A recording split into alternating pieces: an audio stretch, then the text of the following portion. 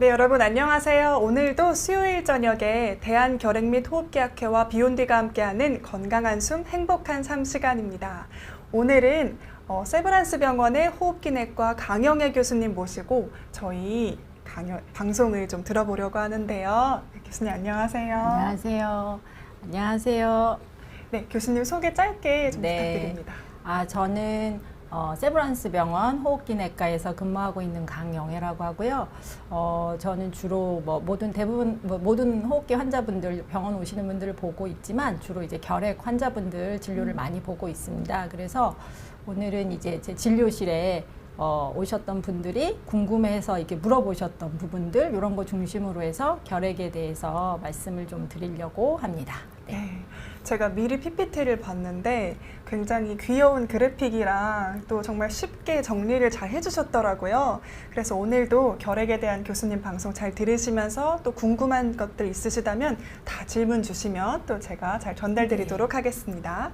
네, 그러면 교수님 방송 잘 부탁드립니다. 네. 근데 아메리카노님께서 교수님 가수 이선희 씨 닮으셨다고 어떻게 감사합니다. 댓글을 주셨네요. 네, 감사합니다. 우선 약간의 아까 우리 말씀 최희선 PD님이 말씀 주셨는데 여기 그래픽이나 내용은 제가 뒤에 참고 자료를 달아놓긴 했지만 저희 질병관리청과 대한결핵 및 호흡기학에서 발간하는 이 환자분들을 위한 자료집들이 좀 많이 있습니다. 결핵은 그래서 거기에 있는 내용들을 주로 이렇게 그림이나 이런 걸 이용했고 더 궁금하신 부분이 있을 경우에 저희가 오늘 또 해소하지 못한 부분은 또 그런 자료들을 참고하실 수 있습니다. 네, 감사합니다. 네, 그러면 내용을 시작할까요? 네. 이제 아까 말씀드린 자료의 제목 자체가 이제 결핵은 무슨 병인가요? 라는 걸로 이제 시작을 하는데요.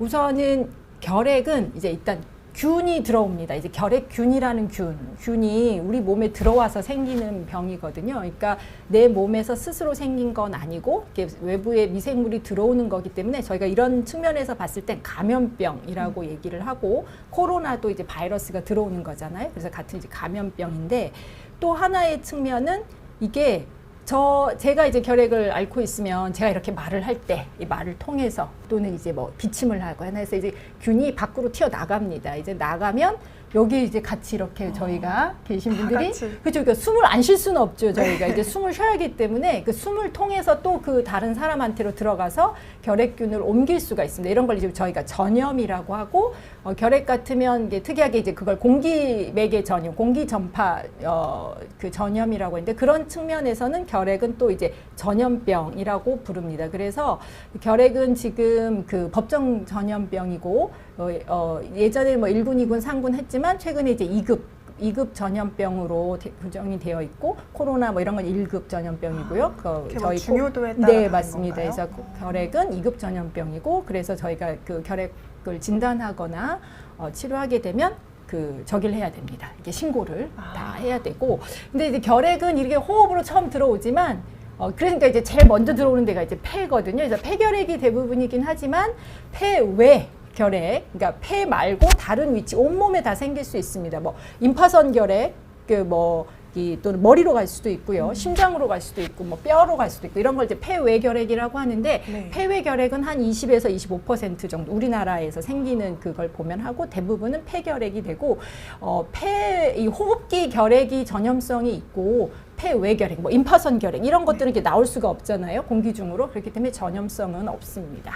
네. 안 그래도 피터님께서 임파선 결핵도 전염이 되냐고. 네네네. 그래서 대부분 폐외결핵은 전염은 되지 않아요. 그러니까 균이 일단 밖으로 튀어나와야 됩니다. 호흡을 통해서 나올 수 있게. 예.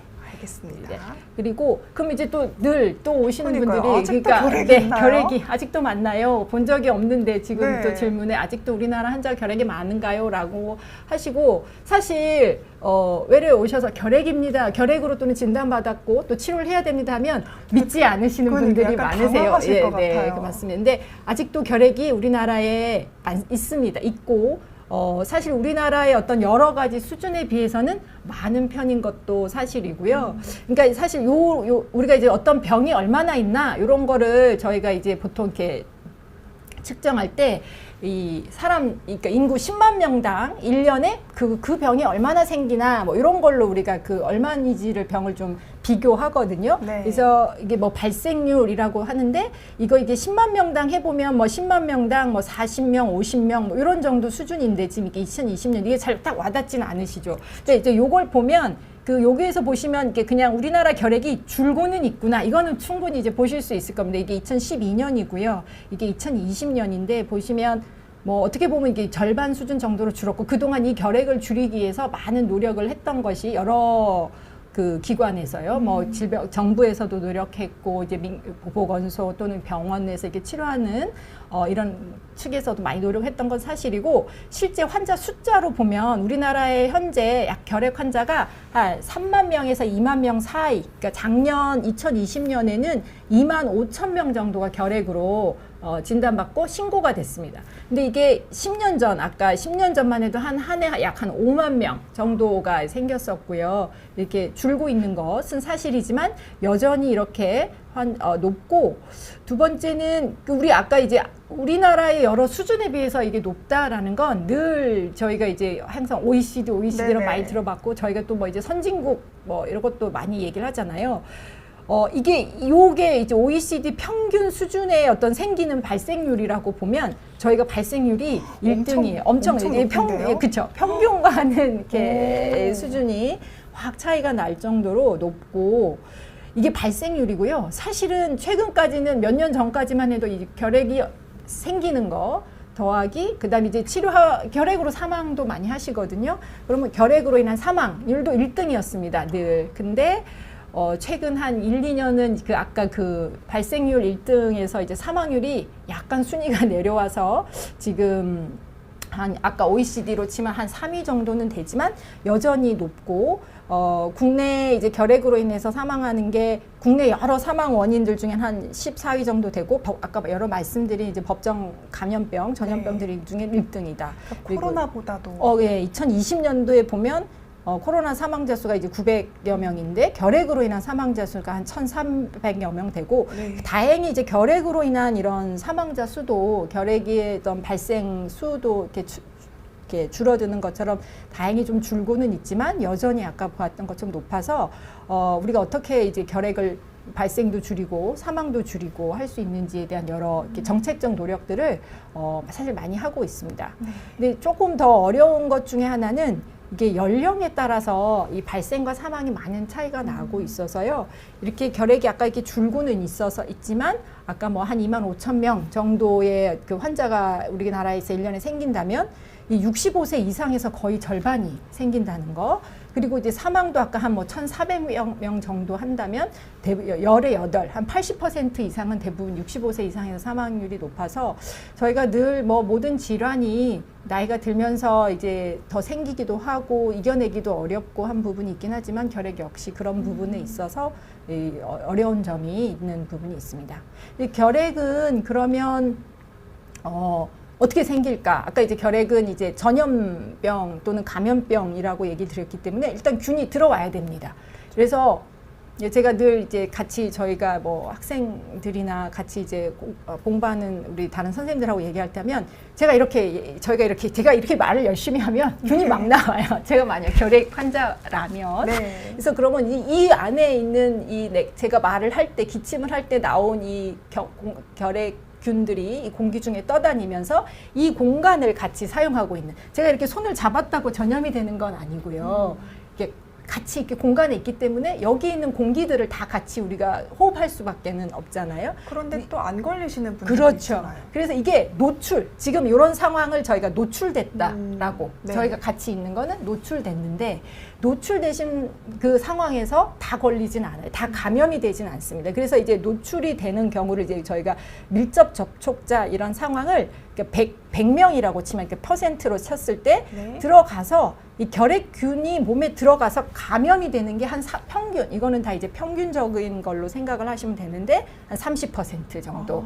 그러니까 여기에 저랑 이제 뭐 100명이 같이 강의를 들었다 치면 그 중에 한 30% 정도만 결핵균에 감염이 되고 나머지 70%는 같은 어떤 접촉을 했다 하더라도 감염이 되지 않을 찬스가 있습니다. 코로나 같은 경우도 이제 밀접 접촉자가 됐다고 네. 해서 네, 다 다 양성이 아니었잖아요. 그러니까 그거랑 비슷한 네, 거네요. 맞습니다. 그래서 이제 얼마나 균이 많이 나왔느냐, 내 몸에서, 네네. 제가 또는 얼마나 저와 같이 오랫동안 또 가까이 이야기를 하고, 있었느냐, 네. 그런 것들이 또 영향을 줄 수 있고, 그렇군요. 또 그 들어갔을 때 그 들어간 사람의 어떤 선천 면역, 여기 보면요, 이런 것들에 어떤 정도에 의해서도 영향을 받을 수 있습니다. 그래서 이 감염 검사를 저희가 그런 경우에 이제 하게 되고요. 이렇게 해서 일단 감염이 되면 이게 결핵이 조금 좀 헷갈리기도 하고, 뒤에 이제 또 뭐 잠복결핵 감염이 말씀을 드릴 그 기회가 있으면 말씀드리겠지만, 균이 들어왔다고 해서 감염이 됐다고 해서 이게 다 병이 되진 않거든요. 그러니까 감염만 된 상태로 그냥 잘 살고 문제 없이 지내시는 분들도 많은데 이 감염된 사람의 약 일부만, 평균적으로 10%? 알려진 것은 그렇죠. 한 10%가 결핵으로 병으로 발전을 합니다. 그래서 이제 이 결핵이 균의 감염만 된 상태와 결핵이라는 병이 발병한 상태는 조금 다르고요. 그래서 우리가 보통 결핵을 진단하고 치료한다 라는 거 얘기할 때는 보통은 다 이렇게 결핵으로 발병한 그 상황을 이제 얘기를 하게 되고, 한 10%인데 라고 알려져 있지만, 요거는 당연히 그 연령, 그러니까 나이가 그렇게 감염이 됐을 때 나이가 어떻게 되느냐, 또는 그때의 나의 어떤 면역 상태나 이런 것들이 어떻게 되느냐에 따라서 그 발병하는 퍼센테이지는 달라질 수 있습니다. 그래서 근데 이제 감염이 된 후에 빨리 발병을 하는 경우가 이제 보통은 이제 그 최근 감염이라고 하는데 2년 이내에 5%가 발병이 되고, 나머지 5%는 오랫동안 균을 갖고 있다가 나의 이 균형이 깨질 때, 그게 보통은 나이가 들어서인데요. 그래서 네네. 아까도 이제 65세 이상에서 많이 결핵이 발병하게 되는데, 그럴 때 또 균이 발병합니다. 근데 발병했을 때 그 65세 이상의 사망률이 네네. 80%. 그러니까 되게 우리나라 높았잖아요. 그러니까 결핵에 걸리신 분들의 80%가 사망하는 어떤 그런 거는 아니지만, 네네. 결핵으로 인해 사망하는 분들의 대부분이 이제 나이가 많으신 고령층에 좀 집중되어 있는 그런 부분이 있습니다. 그래서 이렇게 해서 이제 결핵이라는 병에 걸리게 되는데, 이게 그러면 결핵에 걸리면 그렇게 해서 걸리면 어떤 증상이 생길까? 그 감기랑 좀 비슷하면 헷갈릴 수도 있을 것 같아요. 맞습니다. 그리고 이제 사실은 호흡기 질환은 개인적으로 호흡기 의사로서 증상이 다 비슷합니까? 다 비슷한 것 그렇군요. 하는 게 저의 개인적인 네. 생각이고, 그거를 이제 동의하지 않으시는 네네. 선생님도 계시는데, 어떤 폐질환이 생겼을 때 저희가 호흡기 증상, 네. 5대 호흡기 증상이라는 게 있습니다. 5대 호흡기 뭐 증상. 기침, 네. 뭐 가래, 객혈, 뭐 네. 흉통, 호흡곤란, 뭐 이런 거 저희가 말하는데, 그렇죠. 그 폐질환이 생겼을 때 생길 수 있는 증상들이고, 그런 것들이 사실은 다 나타날 수 있고, 사실은 근데 이제 아주 전통적으로 알려져 있는 이 결핵의 증상들이 있습니다. 이제 체중 감소, 그러니까 식은땀 나는 거, 체중 감소, 또 밤에 열이 나고 이런 것들이, 또는 이제 각혈 같은 것도 이제 알려져 있는 네, 갑자기 이렇게 피를 토하는. 그리고 많이 나오잖아요. 네. 드라마 같은 데서도, 맞아요. 영화 같은 갑자기 데서도 휴지에서. 나오고 하는데, 네. 그런 것들이 이제 증상이긴 한데, 당연히 그런 증상이 있으면 여러 가지 호흡기 질환에 대한 검사, 꼭 결핵뿐만이 아니라 필요는 하고, 하지만 제가 이제 말씀드리고 싶은 것 중에 하나는, 결국 모든 병증이 심할수록 증상도 또 심해지게 되거든요. 그래서 증상이 없는 경우가 너무 많아졌습니다. 요즘에, 최근에. 그러니까 그거는 어떻게 보면 저희가 우리나라에서 건강검진도 많이 하시고, 또 이제 이 건강에 대한, 또는 이 증상에 대한 이 인식이나 이런 것들이 좋아지셔서 뭔가 이상이 있을 때 빨리 검진을 하는 경우에서 심해지지 않고 가는 경우도 있고, 검진을 하면서 발견되는 경우도 있어서 어떻게 보면 좋은 거라고 저는 생각을 하고, 또 홍보도 많이 돼 있어요. 2주 이상 기침하면 결핵 검진, 이런 것들이 사실은 있습니다. 그래서 근데 매우 다양하고, 이 증상으로 사실은 어떤 호흡기 질환을 감별하는 건 쉽지 않다. 그리고 초기에는 증상이 없는 경우도 있다. 네. 그래서 오시면 저는 아무 증상이 없는데 결핵이라니요 라고. 그러니까 건강검진을 하시다가 그렇죠, 발견하게 그렇죠. 되는 그렇죠, 경우에는 네. 그렇다는 거죠. 네. 그런 경우들이 있습니다. 그래서 처음에는 검진을 하다가 증상이 없어서 오시게 되는 경우들이 점점 많아지지만 네. 그렇지 않고 이제 증상이 있어서 기침을 정말 2주 이상 오래 하고 또는 객혈이 있어서 또는 열이 나서 이런 등등으로 오셔서 호흡기 질환 검사를 하게 되면 당연히 그 중에 우리가 이제 결핵을 감별해서 알아내야 되기 때문에 진단을 하는데, 결핵에 있어서 호흡기 질환은 가장 기본이 보통은 엑스레이, 흉부 사진으로 시작을 하게 되고 뭐 많이 찍으실 겁니다. 뭐 검진에서 늘 포함이 되어 있고요. 하지만 중요한 건 이 엑스레이로는 진단 확진을 할 수는 없어요. 그러니까 결핵이 이 흉부 방사선 사진은 유용하게 우리가 많이 하고 기본 검사로 하지만 이걸 확진하는 검사는 아니고, 결핵을 확진하는 건 결국 아까 이제 균이 들어와서 생기는 거기 때문에 균을 확인하는 게 중요합니다. 그래서 폐결핵은 폐에서 나오는 균을 확인해야 돼서 폐에서 나오는 뭔가를 검사를 해야 되거든요. 그래서 그걸 저희가 이제 가래 검사를 하게 됩니다. 그래서 한 번 검사에서는 진단율이 매우 낮기 때문에 저희가 보통은 2번 이상 가래로 결핵균 검사를 하게 되고, 이 가래의 결핵균 검사의 종류가 좀 많아요. 그래서 그거는 뭐 적절하게 저희가 꼭 해야 되는 검사들을 하는데, 이게 또 조금 늘 헷갈려 하시는 게 뭐냐면,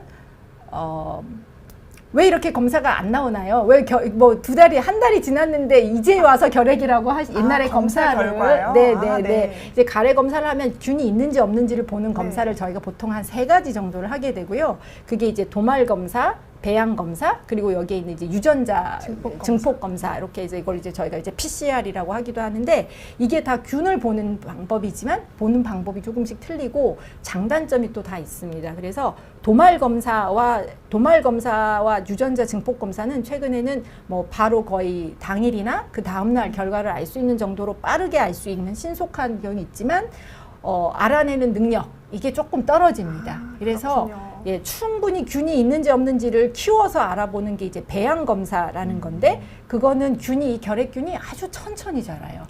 그렇기 때문에 사실은 나중에 치료하는 기간도 많이 오래 장기 치료를 하게 되는 측면이 없지 않아 있는데, 그래서 균이 있고 없고를 저희가 확인하는 그 기간이 1달에서 2달까지도 걸리고, 2달까지도 기다렸는데 균이 없으면 정말 균이 요 가래는 없구나라고 저희가 판정을 하게 되기 때문에 보통은 1~2달은 걸립니다. 그래서 그런 방법이 기본적으로는 하게 되고, 하지만 또 아까 얘기 드렸듯이 초기에 오신 분들을 또 검진을 하다가 이제 알게 되신 분들은 가래 자체가 아예 없다라고 하시는 분들도 많아서, 그런 경우에 여러 가지 보조 검사들을 할 수 있고요. 이제 기관지 내시경 검사라는 것도 스스로 가래를 뱉을 수 없는, 자가객담을 할 수가 없는 그런 경우에는 기계를 넣어서 폐로 이제 그걸 뽑아내는 거죠. 그 가래 같은 거를, 또는 세척을 해서 균 검사를 하기 위한 어떤 뭔가를 이제 폐로부터 뽑아내는 목적으로 내시경 검사를 하기도 하고,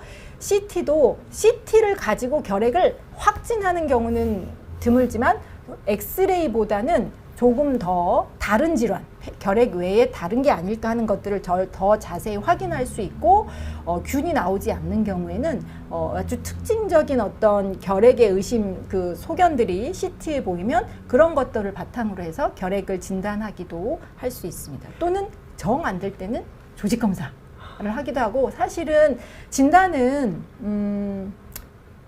쉬운 경우는요, 그냥 가래 검사만 해도 우리가 알 수 있는, 그렇기 때문에 가장 쉬운 거고, 정말 어렵게 결핵이라는 진단을 받으신 분들은 수술을 하고 나서야 암인 줄 알았는데 나중에 수술해 봤더니 결핵이라고 합니다 라고 알게 돼서 오시는 경우도 있고 해서, 하지만 그런 분들이 대다수인 건 당연히 아니고요. 예, 그럼 3차 병원에서 여러 가지 검사를 통해서 진단을 하게 되는 경우도 있지만, 보건소에서 그냥 우리가 가래 검사만으로도 또 쉽게 진단할 수 있는 그런 경우들도 있습니다. 근데 말씀해 주셨는데 균이 없는데도 결핵을 걸릴 수가 있는 건가요? 네.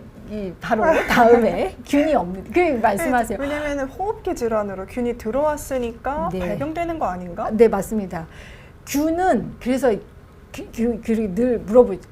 균이 없는데 왜 내가 결핵인가요? 하고 저희가 결핵약을 그때는 이렇죠. 보통 그럴 때 담당 의사가 이렇게 얘기할 수, 결핵인 것 같은데 약을 쓰는 게 좋겠습니다. 라고 그렇게 얘기했을 수도 있어요. 그러니까 결핵입니다. 라고 아니라. 근데 뭐냐면 아까도 얘기했지만 어떤 확진이라는 거는 병의 확진. 근데 이제 이건 결핵은 감염병이기 때문에 그 균을 확인하면 당연히 저희가 확진이라고 할 수 있지만 균이 확인되지 않는 경우인데도 결핵인 경우가 그러니까 증상이 있습니다. 결핵인 경우. 아니죠. 이 증상으로는 아까 구분을 할 수 네네. 없는데 아까 이제 저희가 이제 엑스레이도 찍었고 CT도 찍었고 아, 여러 다른 가지 건 진단 아니고. 검사들을 했습니다. 그런데 뭐냐면 균이 안에는 있지만 우리가 결핵균을 균을 확인할 수 있는 방법은 결국은 이게 밖으로 나온 거를 볼 수밖에 없거든요. 네. 그럼 안에 있는 균이 일이 있을 때 그 일을 다 찾을 수가 없을 때도 있어요. 왜냐하면 안에 일은 있는데 백인 사람은 밖으로 일이 튀어나올 수 있지만 안에 일이 있는 사람은 그게 나올 수가 없는 거죠. 그 일은 있지만 그 일이라는 게 CT를 찍으면 좀 보이긴 보이는데 그걸 밖으로 우리가 확인할 방법이 없을 때도 있어요. 열심히 가래 검사도 했고 뭐 기관지 내시경 검사까지도 했는데도 균은 안 나와요. 그렇지만 뭔가 사진에서 우리가 추적을 해 보았을 때 염증이 진행하는 그런 것들이 보이고 여러 가지 그 보조 진단 방법, CT라든지 이런 것들을 했을 때도 결핵 외에는 다른 것들의 가능성이 없을 때는 저희가 균 음성 결핵이라고 진단을 하고 치료를 하고 실제 치료를 하면 좋아지고 이런 것들을 이제 균이 없는데 결핵인 경우 많고 사실 현재 한 진단 방법들이 많이 좋아졌기 때문에 점점 균을 확인할 수 있는 경우가 많아지고 또는 이제 균 대신 조직 검사를 통해서 알게 되는 경우도 많아서 있지만 아직도 한 30% 정도는 균을 확인하기 어려운 경우도 있고요. 폐결핵 말고 폐외결핵은 더욱이나 그 균을 확인하는 게 좀 어려워요. 검사 자체도 쉽지 네, 않고 그런 머리에 거구나. 결핵이 걸렸는데 뭐 여기인데 그거를 그쵸. 저희가 확인하기가 쉽지 네네. 않듯이 그래서 결핵은 균이 발견을 하지 못할 때도 있을 수 있습니다. 그리고 저희가 이제 있는 질문들 중에 몇 가지는 뒤에 또 네. 저희가 잠복결핵 감염이나 이런 것들이 있어서 하고 저기 보면 그 폐렴으로 입원했는데 치료약이 안 듣자 결핵으로 증상은 호전됐다면 결핵이 맞는 건가요? 라는 네. 질문이 있는데요. 네네. 그게 지금 이제 뭐 확진할 수는 없겠지만 가능성이 있습니다. 그러니까 근데 뭐냐면 저희가 아까도 말씀드렸듯이 결핵이라는 거와 폐렴이라는 게 다 어쨌든 폐렴은 폐에 염증이 생긴 거죠. 근데 이제 폐렴을 일으키는 여러 원인들이 세균성 폐렴도 있을 수 있고 결핵균도 폐에 염증을 일으키는 어떤 균의 일종이기 때문에 그걸 결핵성 폐렴이라고 사실은 고쳐 부를 수도 있는 거고요. 결핵성 폐렴. 예, 그렇죠. 우리가 저희가 그렇게 부르진 않고요. 네, 그냥 결핵이죠. 폐결핵. 근데 어쨌든 결핵균이 폐에 들어와서 염증을 만든 것, 네. 그게 이제 결핵이거든요. 근데 폐렴이라는 건 균이 들어와서 폐에 염증을 만드는 모든 상황을 우리가 폐렴이라고 하고 그 연령에 따라서 또는 그 상황에 따라서 그 원인이 되는 폐렴균이 달라질 수 있어요. 대부분은 네. 성인에서는 세균성 폐렴이 많지만 뭐 소아 애들한테는 바이러스성 폐렴이 많고 저희가 코로나도 바이러스 폐렴을 일으키듯이 곰팡이 폐렴도 있을 수 있고 면역이 떨어지신 분들은 근데 결핵도 그런 염증이 있을 수 있는데 하지만 저희가 어떤 증세나 그 어떤 진행 정도를 보고 세균성 일직 이런 것들을 감별해서 치료를 하지만 항생제 치료를 열심히 그 세균에 대한 치료를 했음에도 잘 안 들을 때는 그렇다고 무작정 결핵으로 당연히 약을 바꾸는 건 아니고요. 충분히 세균성 폐렴이 아닌 다른 원인 그 중에 우리 하나가 결핵일 수 있는 거고요. 그래서 그런 것들에 대한 검사를 하고 결핵으로 진단된 경우들도 실제 저도 경험을 하게 됩니다. 그래서 저게 폐렴약이 안 들으면 결핵이다라는 말씀은 아니지만 네네. 폐렴으로 치료하는데도 약이 안 듣는 경우에는 세균성 폐렴이 아닌 다른 원인들에 대한 검사가 필요하고 그 중에 하나가 결핵일 가능성이 있고 그 외에도 다른 이유들은 좀 있습니다. 네. 그다음에 이제 결핵을 치료에 치료에 대해서 네. 궁금하실 것 같아요. 네, 네, 맞습니다. 일단 결핵은 균을 죽여야 됩니다. 우리 몸에 들어. 이제 결핵균을 죽일 수 있는 약이 결핵약이거든요. 그래서 그 약을 쓰는 이 약물 치료가 기본입니다. 수술을 하냐, 뭐 약을 쓰냐 하는 걸로 나눠 본다면 약물 치료가 기본이고, 근데 결핵약은 여기 지금 제가 이렇게 몇 가지 약을 보여드렸지만 한 가지 약으로는 치료를 할 수가 없어요. 그래서 여러 가지 약제, 적어도 3가지, 4가지 약제를 병합해서 약을 써야 되고. 약제를 우리가 폐렴 치료는 보통 한 일주일, 뭐 길면 2주일 정도 하게 되는데 엄청 기네요. 네, 결핵은요. 6개월. 9개월 초치료, 가장 단순한 결핵인 경우에 네. 6개월 정도를 치료하게 되고, 이 많은 결핵약을 일일 1회 복용을 하고요. 그래서 보통 저희가 그냥 결핵하면 사실은 일반 감수성 결핵을 얘기하는데, 그때 쓰는 약을 1차 약제라고 하고, 뒤에 간단하게 시간이 되면 말씀드리겠지만 내성 결핵이 있어요. 네네. 그런 경우에는 이제 약제를 2차 약제를 쓰게 됩니다. 그래서 여기 있는 요렇게 있는 것들이 저희가 보통 1차 그 감수성 결핵일 때 가장 기본적인 그 결핵일 때 쓰는 약이고, 요렇게 해서 한 번에 먹어야 될 알수 한 성인 한 50kg 이상 되는 분들을 해보면 한 13알이 넘습니다. 13알을 먹으면 네, 매일매일 매일매일. 6개월 동안. 네, 맞습니다. 그렇군요. 6개월 동안 13알은 아니고 뒤에 중간에 조금 줄어들게 되는데, 네. 하지만 그렇게 많고, 그래서 어. 요즘에는 최근에 이제 약이 워낙 그 알수가 많다 보니까 여러 약을 한 알에다가 합친 고정 용량 복합제라고 해서 이거는 복합제예요. 이 4가지 약을 조금씩 요 한 알에 담은 거죠. 이렇게 해서 3알 내지 4알, 5알 정도를 먹을 수 있게 만든 그런 약들도 있고요. 네. 근데 왜 이렇게 오랫동안 여러 그러게요. 가지 약을 먹어야 되냐면, 이 결핵균이 끈질기군요. 나빠요. 네, 결핵균이 끈질깁니다. 네. 그리고 얘가 아까 이제 배양을 하는데 오래 엄청 걸린다고, 느리게 네, 느리게. 큰다고요. 그렇죠. 그러니까 이게 느리게 크기도 하고, 자기가 마음이 상황이 맞으면 막 컸다가 좀 상황이 안 맞으면 그냥 자요. 이게 막 증식을 안 하죠. 그러니까 우리 모든 약은 그게 항생제든 뭐 항암제든 뭔가 계속 그 증식하는 균이나 증식하는 세포에 효과를 나타낼 수 있게 보통 만들기 때문에, 이 결핵균이 이렇게 뭐 오래 자라는데도 오래 걸리고 또 활동을 하다 말다 하기 때문에 이것들을 오랫동안 치료함으로써 이 자고 있는 균들이까지도 죽일 수 있도록 하기 위해서 그렇군요. 그렇고, 이 균이 아주 많아요. 사실 뒤에 보면 아주 많아요. 안에 몸 안에. 근데 이 네네. 균은 저희가 코로나 변이 생기잖아요.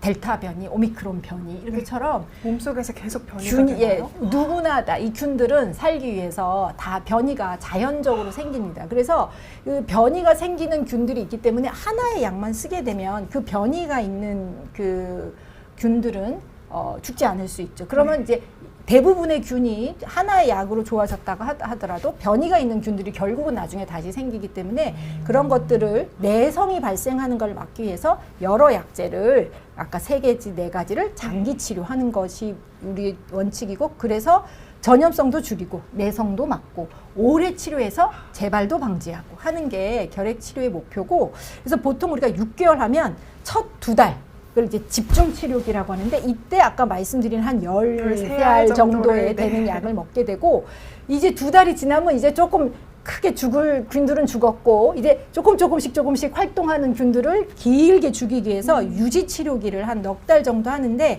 이때는 알수가 조금 줄어듭니다. 뭐 이렇게 많이 줄어들면 한 4알, 5알 요 사이에서, 조금 적게 줄어들면 뭐 7, 8알 정도에서 이렇게 먹을 수 있는데, 이렇게 6개월 정도를 치료하는 게 하고, 누구나 다 이렇게 많은 약을, 10몇 알 되는 약을 매일매일 6개월 동안 드셔야 됩니다 하면 다 결핵약은 그러니까 독한데. 안 그래도 질문에서도 피터님께서 결핵약 오래 복용 시 위를 상하게 할 수 있냐고 결핵약을 질문을 주셨어요. 결핵약을 드시면 위를 상하냐 하는 거는 괜찮습니다.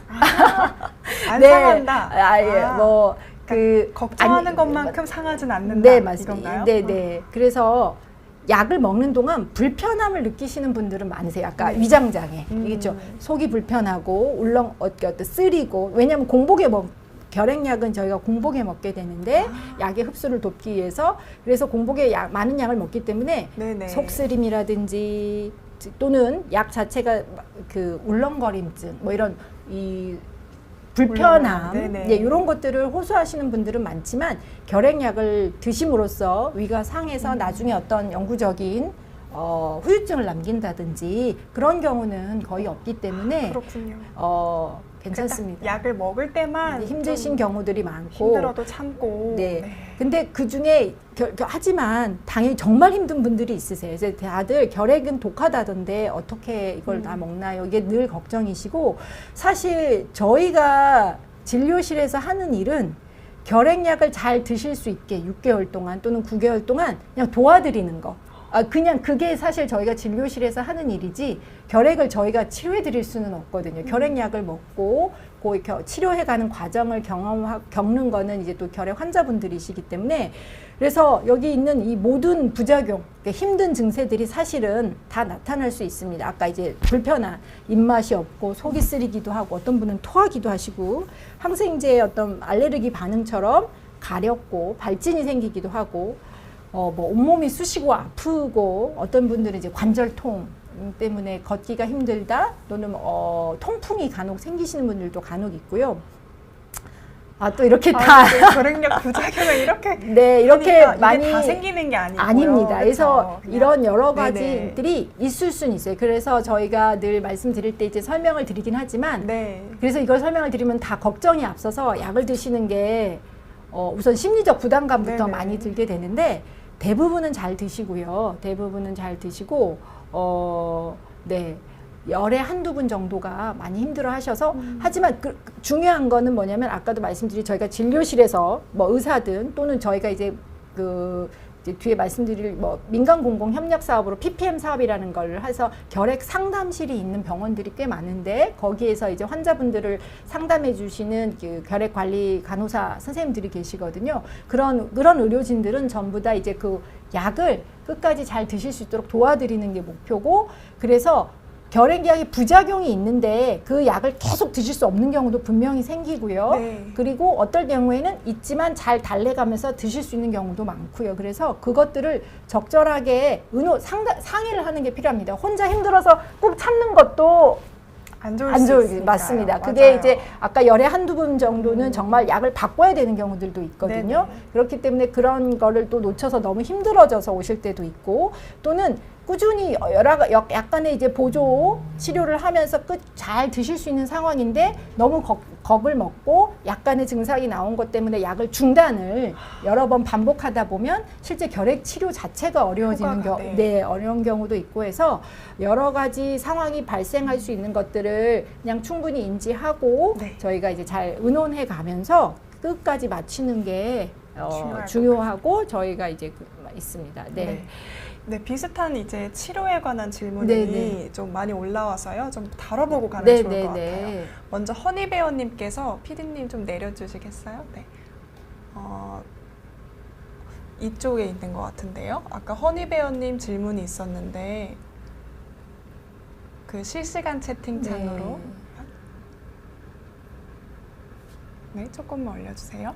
허니베어님께서 얼마 전에 비결핵 항상균. 네, 비결핵 항상균이라고 네. 약을 5가지 8알을 처방받았는데 위장이 약해서 무지 걱정이시라고요. 네.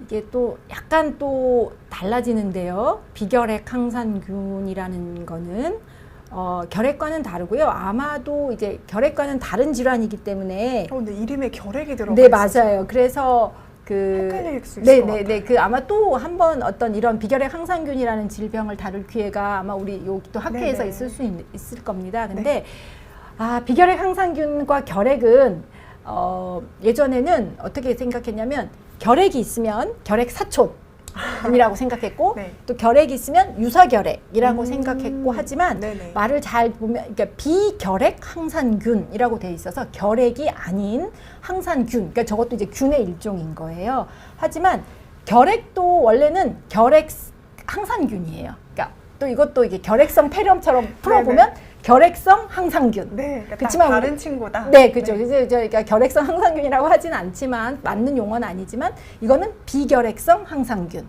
그러니까 항산균이라는 큰 가족 안에 결핵이 있고 비결핵 항산균이 있는 거예요. 네. 되게 가족은 가족이에요. 하지만 달라요. 이게 균도 다르고 어렵네요. 치료도 다르고. 네. 그래서 약은 비슷한 약을 쓸 경우도 있고 아주 다른 약을 쓸 경우도 있지만 아주 좀 달라서 또 그건 또 그 나름대로의 또 한번 다룰 일이 있을 겁니다. 네.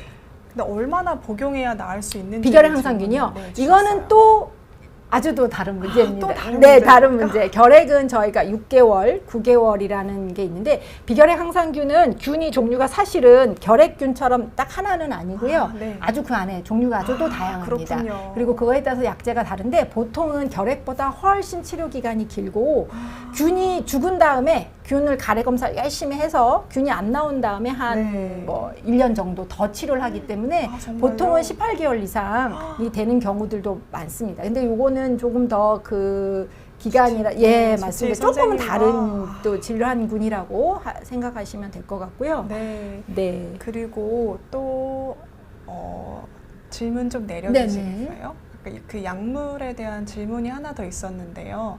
네, 현킴님께서 결핵을 네. 5개월 드시고 있는데 체중이 10kg가 10kg 나 빠지셔서 빠졌대요. 걱정이 엄청 많으실 것 같아요. 그 약물 치료가 끝나면 다시 걱정이 몸무게가 8kg 복귀하셨고 네. 아 할 수 그러니까 있을까요? 체중 저 10kg 빠지신 게 네. 사실은 이제 약물 치료 하시면서 빠지신 건지 아니면 이제 결핵을 진단받기 전에 빠지신 건지 네네. 지금 약간 불명확하긴 하지만 예전에는 결핵 때문에 체중이 많이 빠졌거든요. 아, 그래요? 아까도 이제 결핵이라는 게 울렁울렁대고. 결핵 자체가 소모성 질환. 아까도 이제 체중 감소가 결핵의 주 아, 증상일 네, 수 맞아요. 있잖아요. 네. 그래서 예전에는 그리고 아직도 이제 우리나라 말고 이제 국외 뭐 인도나 이런 데서 이렇게 어떤 게 결핵 치료가 잘 되고 있는지를 보는 어떤 지표 중에 하나가 체중이 증가하는 거. 그러니까 이게 소모성 질환이기 때문에 그 결핵을 치료하면 올라가거든요. 실제 저희 진료실에 오시는 분들 중에도 결핵이 심해서 오신 분들은 결핵약을 먹으면서 살이 점점 붙어요. 체중이 올라갑니다. 그게 결핵 치료가 잘 되고 있다는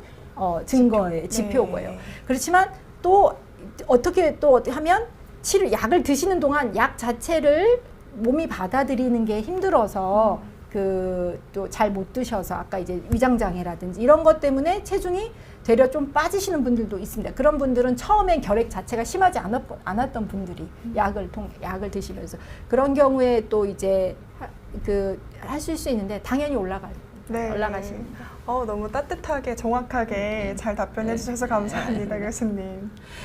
그다음 또 하나 이제 궁금해 하시는 것들 중에 맞아요. 하나가 또는 간혹은 또 이제 진단서를 또 필요해서 오시기도 하는데요. 네. 결핵약을 먹으면 늘 말씀을 드립니다. 결핵은 전염성 질환이기 네. 때문에 사실은 결핵약을 먹는 동안에 힘드신 부분도 사실은 또 생길 수 있거든요, 초반에. 네. 그래서 그런 것들을 잘 관찰하기 위해서 그 환자분 본인도 쉬시는 게 필요하지만 또 하나는 추가적인 어떤 전염을 맞아요. 또 예방하는 게 필요하기 때문에 초반에는 저희가 그런 것들을 위해서 쉬시도록 직장에 있는 경우에는 그러니까 여러 사람이 같이 근무해서 그런 전염 가능성이 있는 그런 직장인 경우에는 당연히 쉬시도록 하고 있고요. 근데 이제 대부분은 여기 보시면 이때가 이제 약을 먹기 시작하는 그 시점입니다. 그러면 약을 먹기 시작하면 아주 급속하게 결핵균들이 활동성이 좀 네, 낮아지나요? 힘을 못 써요. 저 금방 그래서 어떤 전염력이라는 건 저희가 네. 이제 평균이긴 하지만 한 2주 정도 약도 잘 드시고 그 증상도 좋아지시고 그다음에 이제 사실은 이 균이 잘 듣는 균이어야죠. 그러니까 내성균이 아니고 우리가 이제 적절한 잘 맞는 약을 썼을 때 하면 대부분 좋아지시기 때문에 보통은 2주 정도 쉬시는 거를 이렇게 말씀을 드리고 있고 당연히 균이 많았던 분이나 또는 이제 내성균인 경우는 조금씩 달라질 수 있어서 일괄적으로 적용하고 있지는 않고 이제 그런 경우에는 또 담당 선생님하고 그 병의 상태를 제일 잘 알고 있는 선생님과 상의하도록 안내를 하고 있고 대부분의 전염은 사실은 약을 먹기 전, 그러니까 이게 진단 전이죠. 진단하기 전에 되는 경우가 많아서 그 이후에는 약을 드시기 시작하면 전염력은 많이 감소합니다. 내가 직장에 피해를 끼칠 수도 있겠다 이런 생각은 조금 그래도 내려놓으셔도 괜찮겠네요. 네네, 너무 그것 때문에 제가 뭐 결핵에 걸리고 싶어서 걸렸나요? 그죠? 네. 그래서 뭐 나 때문에 어떻게 뭐 이런 거는 저는 이제 갖지 않으셔도 네네. 좋고 다만 알게 된 이상 약을 먹는 초기에 잠깐 쉬는 쉬는 거, 네, 그 정도 좋겠다. 저희가 하면 좋을 것 같습니다. 네. 다음에 이제 아까 조금씩 나왔는데 저 내성결핵. 내성결핵. 그러니까 내성결핵은 있습니다. 아까 이제 변이를 잠깐 말씀드렸었는데 아까 우리가 쓰는 약이 4가지 정도 말씀드렸었는데 그 1차 약 중에 아주 중요한 두 가지 약이 있습니다. 이제 이소니아지드, 아이나라는 약, 우리가 아이나라고 하는데 그거와 리판핀이라는 이 두 가지 약이 있는데 이게 핵심 약인데 이 약에 안 드는 균들이 있어요. 그래서 이걸 우리가 다제내성 결핵이라고 하고 또는 이제 뭐 이 하나씩만 안 드는 균들도 있을 수는 있는데 저희가 이제 내성 결핵하면 이제 다제내성 결핵을 많이 얘기하고요. 왜 생기나 아까도 말씀드린 변이가 생기는 겁니다. 이제 코로나 변이 생기듯이 이 결핵균도 워낙에 이제 자연적으로도 변이가 이게 안에서 계속 생기고 있어요. 그래서 그 변이들가 생긴 균도 잘 치료하기 위해서 약을 여러 개를 먹고 있는데 이 약을 먹다 말다 하게 되면 생길 수 있는 거죠. 네, 조기 중단하거나. 그래서 사실은 약을 드시다가 힘든 상황이 생기거나 또는 뭐 한 6개월 치료하자고 했는데 2달 먹으니까 많이 좋아졌네 해서 이제 중단하거나 하시지 말고 네네. 그럴 때 이제 잘 상의해서 꾸준하게 약물 치료를 완료하시는 게 일단 중요하고요. 두 번째는 나는 약도 잘 먹고 네. 문제도 없고 근데 왜 안 또는 났나? 나는 약을 먹은 적도 없었는데 그러니까 내가 처음 결핵인데 내성 결핵으로 진단받으시는 분들도 있어요. 그거는 안타깝지만 내성 결핵균이 들어온 거죠. 처음부터. 그렇군요. 네, 그래서 그렇게 해서 결핵일 수도 있고 해서 근데 내성 결핵을 그래서 잘 진단하는 게 왜냐하면 내성이 있는데 그냥 일반 결핵처럼 치료하면 안 나을 수 있거든요. 그래서 치료를 하고 있는데 이상하게 치료가 잘 안 되고 그런 경우에 조사해봤더니 내성 결핵이어서 약을 적절하게 바꾸고 잘 치료가 되고 하는 경우들도 있는데.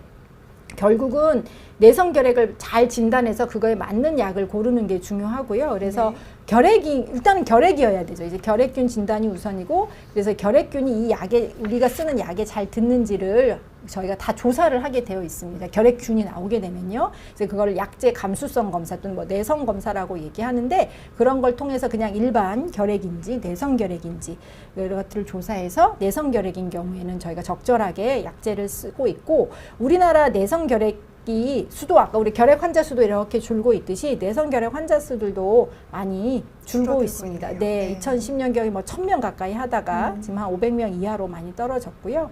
그래서 내성 결핵도 약물 치료가 기본이고 이거 역시나 마찬가지로 여러 약제를 2차 약제를 함께 병합해서 사용해야 되고 내성 결핵 약은 조금은 달라요. 그 네. 1차 결핵 약하고 그래서 여러 가지 15년 이후로는 신약도 도입이 돼서 질병관리청에서 이제 운용하는 이런 신약 사용 승인을 받은 후엔 쓸 수 있고 치료 기간도 조금 더 깁니다. 일반 결핵보다는 훨씬 길고. 기네요. 네, 그래서 전문기관들이 네. 이제 다제내성 결핵 전문기관들이 있고 치료를 하면 할 수 있고요. 어쨌든 이런 치료 기간 동안 또 다행인 건 다행히 우리나라는 그 결핵 치료가 무료가 됐어요. 정말요? 네, 무료가 된 지 꽤 됐는데요. 그래서 이런 약제들 또 뭐 신약 같은 다제내성 결핵 환자의 신약 같은 경우는 사실 비용이 꽤 되지만 그런 것들도 다 무료로 사용할 수가 있습니다. 너무 걱정 안 해도 되겠네요. 네, 꾸준히 잘 받으실 수면 됩니다. 그리고 아까 내성 결핵 말씀해 주시고 또 이제 다른 게 잠복 네, 결핵이잖아요. 맞습니다. 뮤직말 라이프님께서도 평생 결핵이 발생하지 않더라도 그럼 평생 결핵균 보균자로 살아가면 꼭 치료를 해야 되냐고. 그게 이제 질문을 잠복 주셨네요. 결핵 감염이 이제 뒤에 아까 보면 우리 그 지금 저 질문도 그렇고 아까 네네. 그 뒤쪽에 보면 네. 결핵을 치료했었는데 검사에서는 잠복 결핵이라고 했다는 네네. 질문도 하나 있었던 것 네. 같은데 잠복 결핵은 아까 이제 우리가 노출돼서 결핵균이 몸에 들어온 상황 그리고 보균자이면서 병이 활동성으로는 발병하지 않은 그 상태를 저희가 잠복 결핵 감염이라고 하고 이거를 균이 들어는 온 거예요 몸에. 하지만 우리가 들어는 왔지만 병으로 발전하지 않았기 때문에 증상도 없고 또는 당연히 다른 사람한테 전염을 시키지도 않아요. 그래서 그러면 균이 들어온 걸 어떻게 알 수 있나요? 그렇죠. 뭐 알 수가 없죠. 왜냐하면 건강검진 하다가 우연히 발견하는 경우밖에 없나요? 잠복결핵 감염은 그 균을 할 수는 없어요. 무슨 방법을 써도. 왜냐하면 균이 들어는 왔지만 밖으로 나오면 그건 병이거든요. 네네, 그건 그러네요. 보균만 된 상태, 몸 어딘가에. 그래서 우리가 지금 잠복결핵 감염을 진단하는 방법은 뭐냐면 일단은 결핵이 아니라는 걸 확인해야 됩니다. 그러니까 증세도 없고 엑스레이도 깨끗하고 다만 결핵균이 우리 몸에 들어오면 그거에 대한 우리 몸에 특이한 어떤 면역 반응들이 일어나거든요. 그래서 그 면역 반응이 있는지 없는지를 보고 몸에 균이 들어왔는지 안 들어왔는지를 2차 간접적으로 확인하는 게 이제 잠복결핵 검사고, 그거에서 양성이 나오면 아까 그런 상황에서 감염이 됐구나, 보균자구나라고 우리가 이제 그걸 판단하게 되는 거고, 네. 그걸 검사하는 방법이 옛날에는 여기다가 그 투베르클린 반응이라고 해서 피부 반응 검사를 많이 했어요. 지금 아이들은 아직도 1차 검사로 투베르클린 반응을 하게 되고, 하지만 이 여러 가지 불편한 점도 있고, 그래서 지금은 성인에서는 혈액 검사를 많이 합니다. 이제 전혈 인터페론 감마 검사라고 해서 이걸 가지고 면역 반응을 재서 잠복결핵 감염이라고 하는데요. 누구나 다 그렇기 때문에 아까 저희가 보균자일 가능성이 우리나라 이제 워낙 나도 모르게 감염됐을 가능성들이 있거든요. 그 예전에 결핵이 많았기 때문에, 특히나 나이가 많을수록 우리가 가지고 있다가 발병이 네, 그렇죠. 그래서 언제 들어왔는지는 모르지만 나이가 많을수록 내 몸에 결핵균이 보균자일 가능성이 높습니다. 그게 그렇지만 아무나 붙잡고 지나가는 분들을 붙잡고 검사합시다. 해서 네. 잠복결핵 검사를 하고 치료하지는 않고 있고요. 결핵 검진은 또는 치료는 어떤 목적으로 어떤 경우에 하냐 하면 이렇게 발병 위험이 높은 경우. 그러니까 그 가장 중요한 게 아까 접촉이 됐을 때 가족. 그러니까 지금 명확하게 최근에 접촉을 통해서 내 몸에 결핵균이 들어왔으면 발병할 확률이 높아요. 지금 최근에 감염되기 때문에. 그게 뭐 가족에서의 노출일 수도 있고 직장에서의 노출일 수도 있고요. 또는 균이 있으면 이 균을 보균하고 있지 못하고 결국 병이 될 확률이 높은 분들이 있어요. 네. 내 몸의 면역이 안 네네. 좋아서 그게 이제 뭐 이식을 했다거나 뭐 여러 가지 또 다른 예들이 있는데, 이렇게 결핵 발병이 위험이 높은 경우, 또는 저희처럼 의료기관에서 근무를 하고 있는 의료기관 직원 같은 경우에는 면역이 취약한 사람들을 많이 보게 되잖아요, 저희가. 네. 그래서 저희가 결핵이 걸렸을 때는 저 자신도 문제지만 또 이제 상당한 그쵸. 사회적 네. 어떤 영향이 있을 수 있고, 그래서 이런 면역이 취약한 사람들과 접촉하는 집단시설 종사자 같은 경우에는 최근 결핵예방법 이런 것들이 이제 에서 이런 잠복결핵 검사를 하고 치료하도록 권고하고 있습니다. 그래서 잠복결핵을 진단하고 치료를 통해 목적은 결핵이 생기는 걸 막는 거죠. 그렇기 때문에 그냥 아무나 저렇게 보균자가 있다고 해서 치료를 하지는 네. 않고 있습니다. 왜냐하면 근데 치료도 네. 똑같이 그러니까 이제 그래서 치료도 치료 자체가 아까도 이제 결핵 치료처럼 잠복결핵 치료도 조금 다르지만, 그냥 일반 폐렴처럼 한 일주일 약 먹고 잠복결핵도 치료되는 거라면 저희가 큰 걱정 없이 다 치료할 수도 있는데, 네. 그렇진 않고 잠복결핵 감염도 결핵균이 들어오는 왔기 때문에 치료약도 결핵약이에요. 네. 다만 제가 말씀드릴 때 보통은 활동성 결핵은 아니고 균이 그렇게 많지는 않기 때문에 결핵약을 다 쓰지 않고 그 4가지를 다 쓰지 않고 6개월, 9개월을 그 오랜 기간을 치료하지 않고 다 반반 정도 합니다라고 말씀을 드리는데, 반반 정도. 네. 약도 반, 기간도 반.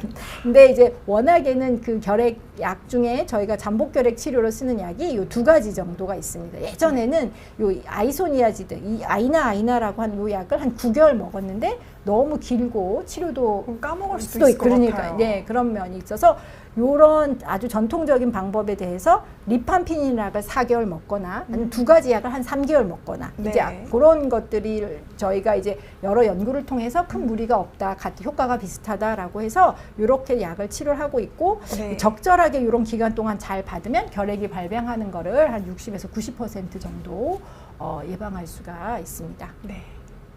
또 아까 여기 보면 비활동성 결핵 뭐 이런 말씀을 그쵸, 한시훈님께서 주셨는데, 비활동성 결핵이 뭔가요? 네네, 그런 경우라든지 또는 또 어르신들 중에는 결핵을 앓은 적이 없지만 늘 뭐 결핵 가면 흉터가 있다라고 네네. 한다라는 얘기를 하실 때도 비슷한 질문도 올라왔던 것 같아요. 그래요? 네. 그 결국 비활동성 결핵, 뭐 결핵 흉터 이런 게 비슷한 얘기일 수 있는데요. 결국은 우리가 치료를 해야 되는 결핵은 활동성 결핵이에요. 예, 그래서 결핵균이 아까 균이 들어와서 내 몸에 균이 많이 생겨서 염증을 만드는 것, 그게 이제 결핵, 활동성 결핵이고요. 비활동성 결핵은 여러 가지 상황에서 우리가 비활동성 결핵이라고 진단할 수 있는데, 일단 결핵균이 들어는 왔어요. 들어는 왔지만 결핵 치료를 잘 했어요. 네. 그러면 이 상황에서는 결핵균이 더 이상 증식하지도 않고 그냥 뭐 이 염증의 어떤 흉터만 남기고 회복이 될 수 있죠. 잠잠해지는 네, 거죠. 이렇게 완치될 수 있죠. 그런 경우에도 엑스레이를 찍어보면 흉터가 남을 수 있고 그런 경우를 저희가 이제 사진에서는 비활동성 결핵이라고 진단할 수 있고요. 또는 약을 먹지 않았는데 흉터가 있습니다 하는 경우에도 그런 경우들도 있는데 네. 그건 이제 약을 예전에는 결핵이라는 걸 상황을 알았으면 약을 드셨겠지만 또는 약이 없었을 때도 있고요, 과거에. 그래서 몸의 어떤 면역 기전에 의해서 결핵균이 죽거나 또는 되게 얘가 활동하지 않고 억제되어 있는 그런 상태에서 흉터만 있는, 증식이 없이 있는 경우들, 이런 경우들이 흉부 사진을 통해서 확인이 되는 경우들이 있는데, 하지만 이거는 결국은 어떤 엑스레이 한 번의 사진으로만 진단하기 매우 어렵고, 그래서 이제 증상이 있는지 없는지 또는 이 흉부 사진에서의 변화가 있는지 이런 것들을 쭉 검토해서 네. 얘기를 하게 됩니다. 아, 그래서 아직은 우리나라 특히 연세가 많으실수록 이런 흉이 있다 이런 경우들이 많이 있고요. 우리나라 뭐 일부 조사에서 보면 60세 이상에서는 뭐 14% 퍼센트까지도 이런 흉이 있다라고 있는 자료들도 있습니다. 네, 그러면 오늘 이제 네. 벌써 50분이 다 네, 되어서요. 많이 됐네요. 네, 그럼 오늘 강의를 좀 요약해서 네. 정리를 해주시고 마무리를 하면 좋을 것 같습니다. 네, 네. 일단 결핵이 우리나라에는 아직도 좀 있습니다. 결핵이 그러니까요. 근데 아까 보셨겠지만 줄고는 있어요, 다행히. 그래도 아직도 결핵 네, 환자가 아직도 많이 있다. 있기는 있고, 근데 이제 중요한 건 이게 또 전염성이 있다 보니 결핵이라고 진단받으면 걱정도 많으시고, 이 전염성 때문에 걱정도 많으시고요. 또는 약을 치료해야 되는 그 치료의 어떤 부담감. 부작용 때문에 걱정도 많으시고 한데, 어쨌든 전염성이 있기 때문에 조기에 발견하고 빨리 진단하는 게 좋습니다. 그래서 네. 의심되는 경우에는 조기 검진이 필수적이고요. 진단을 위해서는 늘 가래 검사, 객단 검사가 필수이기 때문에 늘 하시게 될 거라는 것도 여러 번 하셔서 진단을 위해서 도움을 받을 수 있다는 거. 그리고 약물 치료가 기본이고, 부담감이 처음 시작할 때는 크시겠지만 앞으로 이 많은 네. 기간 동안 네. 많은 약을 네, 그렇지만 병원에 있는 또는 보건소에 있는 많은 의료진들은 다 이제 이 약을 잘 드실 수 있도록 도와주기 위해서 있는 사람들이기 때문에 꾸준히 복용하는 경우에는 약물 치료로 완치가 가능하다는 것. 그래서 부작용이 발생하면 담당 의료진이나 결핵 상담 간호사 선생님들과 상의를 통해서 잘 치료가 될 수 있도록 하시면 되겠고, 그렇게 되기를 또 바라겠습니다. 네. 네. 오늘도 강의를 너무 뭔가 따뜻하고 그리고 정확하게 잘 해주셔서 저도 듣는 내내 잘 이해가 되었습니다. 네, 교수님 그러면 오늘도 질문 많이 해주셨는데 시간이 없어서 다 다루지 못한 점 너무 죄송하고요. 그리고 오늘 그러면 라이브는 여기까지 하도록 하겠습니다. 교수님 너무 수고 많으셨습니다. 감사합니다. 네, 감사합니다.